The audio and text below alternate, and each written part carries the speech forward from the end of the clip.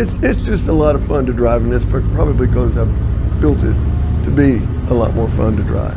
And it's and it makes me proud to drive it because it's mine. I mean, it's tropical turquoise with white top, so it's Tom's car, man. Tom built it, and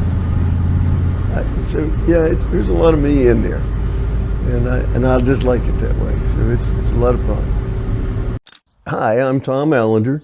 This is my '63 Chevy Impala SS. It's actually a tribute SS because it did not start its life as an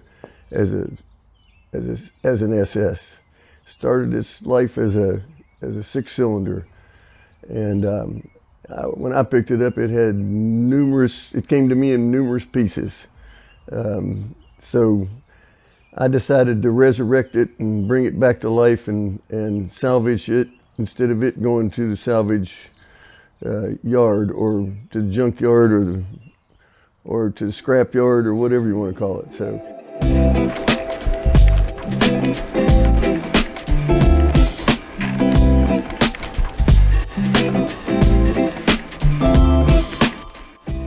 Kind of odd that I ended up with a '63 Impala because '63 Impala is actually one of the highest production years for Impala. It's actually, if I'm not mistaken, it is the highest production year for Impalas was '63. But I had no intention to buy an Impala or a '63. And it ended up being because I was on a rescue trip to help my son out.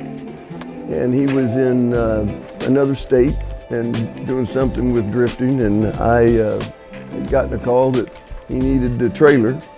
And so I hooked up my trailer to the truck and off I went. And I had been talking to another guy that was about an hour from where my son was. So what I did was, instead of staying where my son was, because basically when I got there, he told me, he said, "Well, Dad, thanks for coming, but I've worked things out and I don't need the trailer anymore." And, and I was like, well, that's not a problem. So this guy up the street, or about an hour away from me, I'm going to go visit him. So I went up there, greatest guy I've met in the longest time. So he and I hit it off, and I started looking through his shop, and he had all kinds of stuff. He had Model A's, and he had this Impala that was, like I said, in a million pieces, and he did not want it. And he wanted me to take it home with me that night. And I was like, I don't want it. But he made me a deal I couldn't pass up because I didn't have a checkbook. I didn't have probably $100 in my pocket. And the guy says, "Just send me the check, man." He says, "Don't worry about it. I'll send you the title when you send me the check." And I was like, "You got to be crazy." So, you don't meet people like that very often in this world anymore.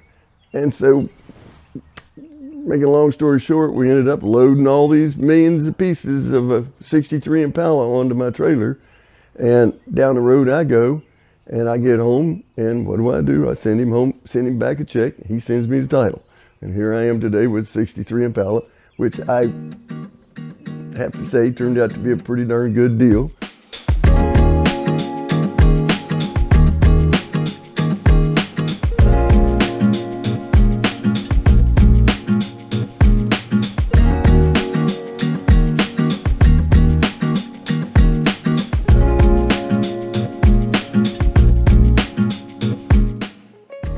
So building this car was a huge challenge for me because, first of all, it was in so many pieces and it needed a lot of body work. For instance, on the one of the quarter panels, I believe on the passenger rear quarter, had like, I want to call them lowrider antennas. They were staggered, two antennas staggered that came up out of the side of the fender, which was kind of cool back in the day when, way back, 70s to 80s. Could be still today for all I know, but it wasn't my taste. But basically, when I knocked the thing out, I ended up with a hole about the size of a shoebox. And I don't weld. So ended up with a really good friend that knew how to do the paint and body, and did a lot. And I can remember that, I don't remember who did all the welding. I think my son did a little bit of the welding on the side of it, but I can remember him standing up in the trunk, going at that side of that fender, man, to rake the Bondo off of it. And we didn't end up with much Bondo on it, because that was the ticket, was get it done right.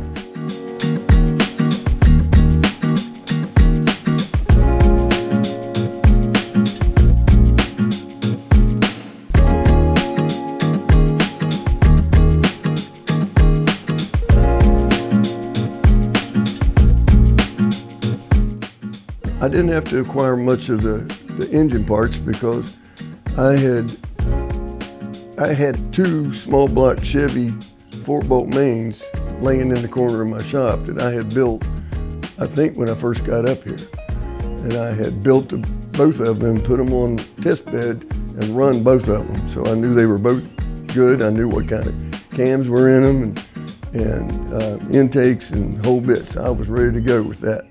So I had a small block Chevy in it, 350 with a 700 R4. And so all the motorheads are going to know exactly what that is.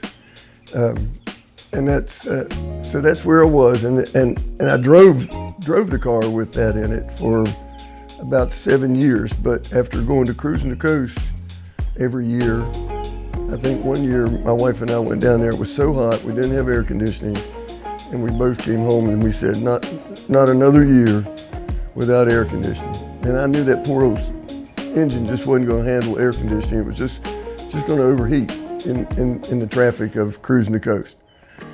So I pulled it in the garage and I put it up on jack stands and started yanking stuff out of it to pull the engine out. And I pulled an engine out of I think it was an 03 or an 04 Chevy Tahoe. And that's what's in it now, with a LS1 intake on it, because nothing else would fit and the hood would close. So it's got a Corvette intake on it, and so it's got an LS in it, which has got air conditioning now. So I've got air conditioning and the LS and the 4L60, which is all computer controlled. So now I just get in, bump the key, start the car, put on the AC, and go down the road like everybody else does, and enjoy life and enjoy the car. So.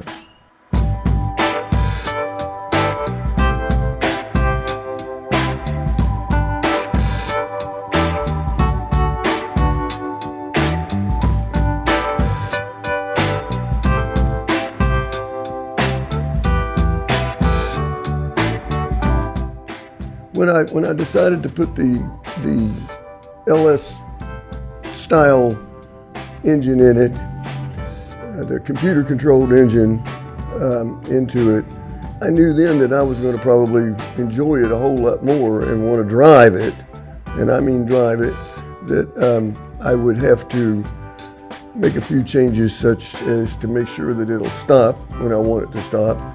So I went and put two disc brakes on the front and kept the drums on the rear.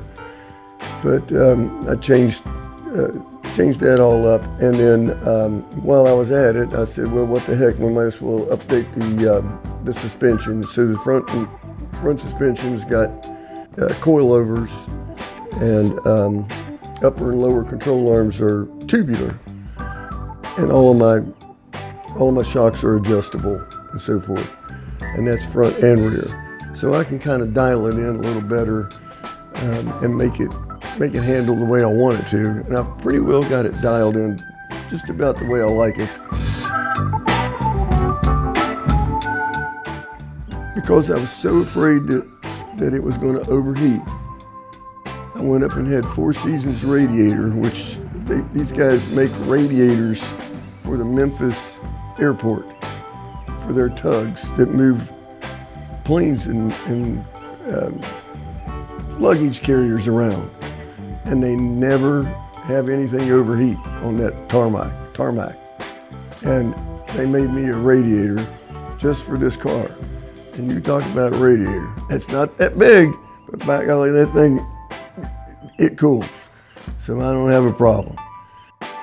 you can't drive around in a nice automobile with the old sealed beam headlights. So they still look like sealed beam headlights, but they're not.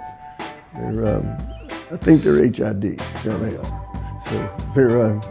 So they put out a little bit, put out considerably more light than they used to. So that's much needed.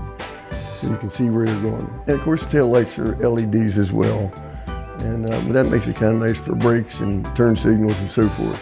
So actually now I started thinking about it, everything on this car is, there's not much left. The steering column, the interior dash is all Dakota Digital, which is all programmable. And yeah, man, it's, now I think about it, I've pretty well gone through this car. The wiring's all brand new.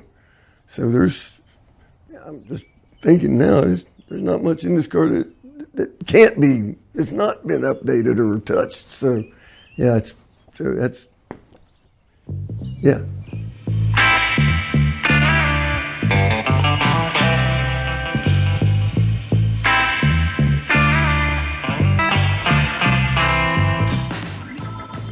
It's a joy to drive. It's just fun.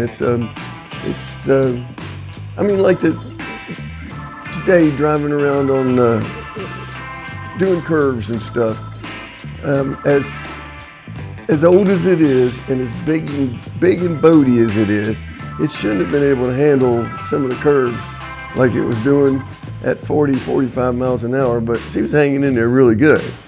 And if it was normal suspension, I think I'd been sliding, and I think it would have looked like a boat, probably one that was about to beach itself. So, but it does pretty well, and so that makes it fun to drive. You still got to remember you're in an old vehicle though, and respect that, because it is still a little on the old side. Kind of like its old owner, you know. You got to take it easy with both of them. So, but it's a lot of fun to drive, and I get a lot of compliments, a lot of people, and it's just it's a conversation piece. And I like the people that come up to me and will say, and this is what I like about it. Probably the best thing I like about it. People will say, 63 or 64. And because those 2 years, they look so close. But, and I always tell them, well, the 63's got the points, and the 64 doesn't. So, and they'll go, what do you mean by that? And that's because the points are on the front and rear on a 63, and a 64, they basically shaved them off and made it square, much more square on a 64. It's identically the same automobile, but the front end and the rear end are just flatter on a 64 than a 63. So in my opinion, the 63 is a much prettier car. But that's probably why it was the highest production. And I can't be quoted on that because I'm not sure that's true, but I think it is. So yeah, it's tropical turquoise. And my wife has always named all of my cars, and this one's name is Tootsie. It's kind of makes you think you're at the beach even when you're not. So Tootsie goes to the beach. So here we go.